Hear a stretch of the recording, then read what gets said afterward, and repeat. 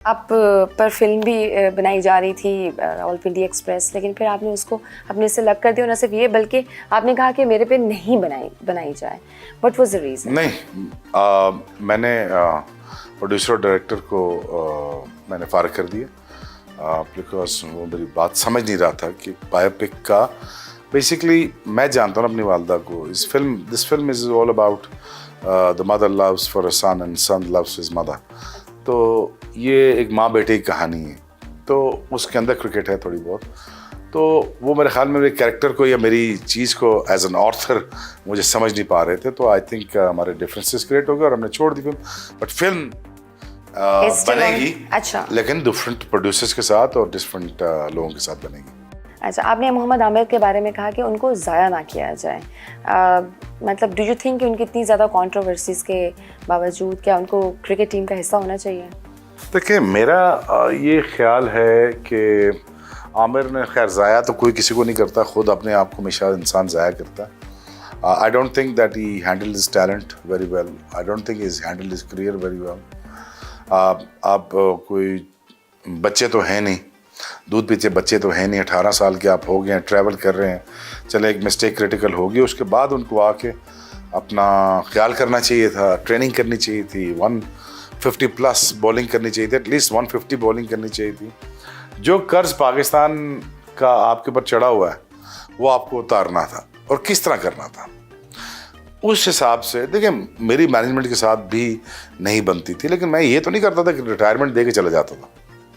मैं खेलता रहा। ऐसे कई कप्तान हैं, ऐसे कई लोग हैं, टीममेट्स हैं बेचारे, जो बहुत इनसिक्योर रहा करते थे मुझसे, और because of my fame, because of my looks, the way I speak, तो थोड़ा सा उनको प्रॉब्लम हुआ करती थी। तो इसका ये मतलब भी आप टीम छोड़ के चले जाते हैं, because ultimately Pakistan matters to me, ultimate the integrity of Pakistan matters to me. इसीलिए मैंने अपने आप को कोसों दूर रखा मैच फिक्सिंग से, और मैंने कोशिश की हमेशा कि मैं इंटेग्रिटी के साथ पाकिस्तान से खेलूं, इज़्ज़त से रिटायर हूं। और मेरा करियर मुझे पता था इतना लंबा होगा नहीं, वो तो मैं अपनी जो मेंटल स्ट्रेंथ थी उससे मैं लंबा खेल गया। हालांकि मुझे तो I was ready to retire around in 2001। तो मेरे जब घुटने पे दोनों टूट गए, अब बोन ऑन बोन का मतलब है कि घुटने पे हड्डी आ जाती, तो बोन एंड बोन आ गया था। तो डॉक्टर्स ने कहा, यार will be stupid, you will be mad enough to play this game, और इस रनअप के साथ तो नहीं कर। सो 2001 में डॉक्टर तौसीफ मेरे साथ आए, उन्होंने मुझे रीबिल्ड किया। फिर every day of my life मुझे इंजेक्शन लगा के every day of my life, इतनी बड़ी नीडल्स अगर आपके घुटने में जाएं तो क्या होगा, सुबह शाम एवरी डे, पहले पानी निकालना, फिर टीके लगाना, फिर दर्द को ख़त्म करना, फिर खेलना, फिर सुबह रुड़ते हुए बाथरूम जाना, फिर मैं आधा घंटे टब में बैठ के, तब मेरी बॉडी कहीं जाकर खुलती थी, तब मैं साइकिल में बैठ के ग्राउंड जाया करता था वार्म अप करने के लिए। डिफिकल्ट इसलिए था यार कि देखो, मुझे पाकिस्तान के लिए खेलना था। अल्टीमेटली देखो, मुझे पाकिस्तान ने फ़ायदा ही फ़ायदा दिया। मैं पाकिस्तान से वफादारी की तो कोई एहसान तो नहीं किया ना पाकिस्तान पे। लेकिन जब आप इतनी नेक से आप स्ट्रगल करते हैं ना, इतनी एफर्ट करते हैं, देन ऊपर वाला भी नवाजता है। आज भी नाम जिंदा है, आज भी स्टार हूँ, आज भी अल्लाह, पूरी दुनिया प्यार करती है मुझसे। क्या हिंदुस्तान वाले, क्या पाकिस्तान में प्यार करते, क्यों? कि मेरा एंड ठीक था। मैं हमेशा लोगों से कहता हूँ, यार ये ना बताओ ज़िंदगी कैसी गुजरी, मुझे ये बताओ तुम्हारा अंजाम कैसा हुआ। मैं अंजाम से पता कराऊंगा कि तुम्हारी ज़िंदगी कैसी गुजरी थी। अगर अंजाम में अगर तुम्हारी ज़लालत हो रही है तो पता चल जाना चाहिए कि ज़िंदगी कैसी गुजरी है उस इंसान की, और उठा के देख लो लोगों के अंजाम, उससे तुम्हें आइडिया हो जाएगा ये लोग कैसे थे ज़िंदगी में। मेरा एंड इसलिए ठीक है कि मेरे दिल का शीशा साफ है। मुझे देखें, बहुत सारे लोग समझते हैं शायद I am in a very comfortable zone in my life right now. मेरे पास अल्लाह का दिया सब कुछ है। हालांकि मैं यूट्यूब से, अगर आप लोग जानते हैं, आप इस मीडिया से अगर यूट्यूब में लग के काम करूं तो I can make tons of money. मैं नहीं करता। पैसे की ज़रूरत से आगे चला गया हूँ। मुझे अल्लाह ने इस फिक्र से फारिग कर दिया। वाई आई एम स्ट्रेसिंग कि यार कि Pakistan cricket needs to be better. It's, यार मैं समझता हूँ यार कि इस मुल्क का इतना तो हक है, तो इसके लिए मैं भी थोड़ी बहुत गालियाँ खाऊँ, ताकि पाकिस्तान क्रिकेट इम्प्रूव करे, बच्चे हमारे सुपरस्टार बने। Why not Naseem Shah should be a superstar of this day?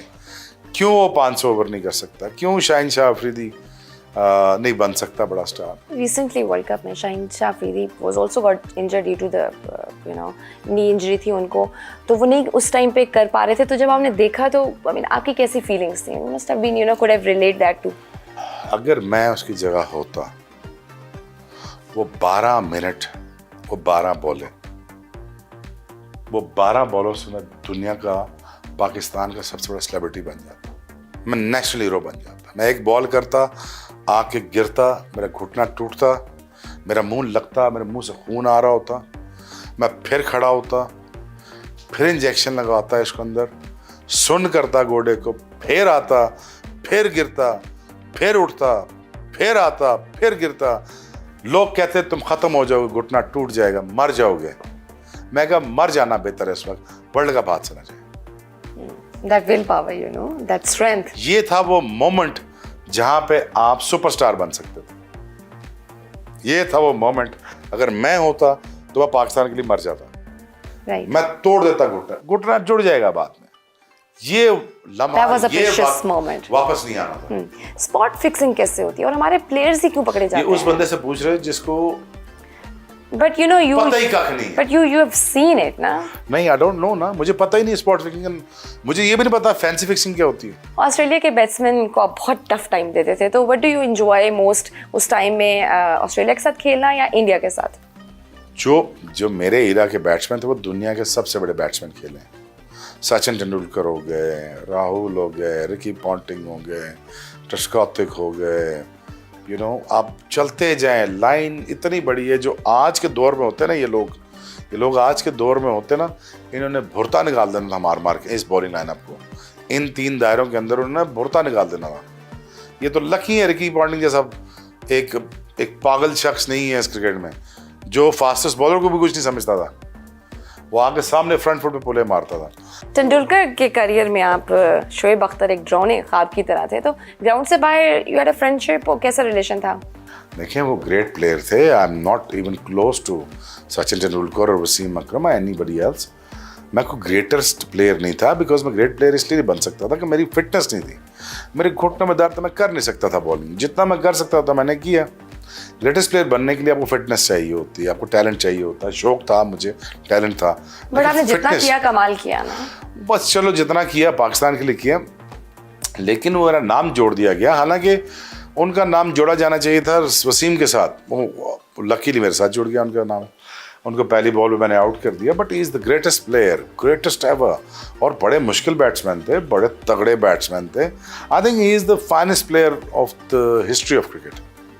काफी सारे Brian Lara, Ricky Ponting, Sachin, Virat nowadays.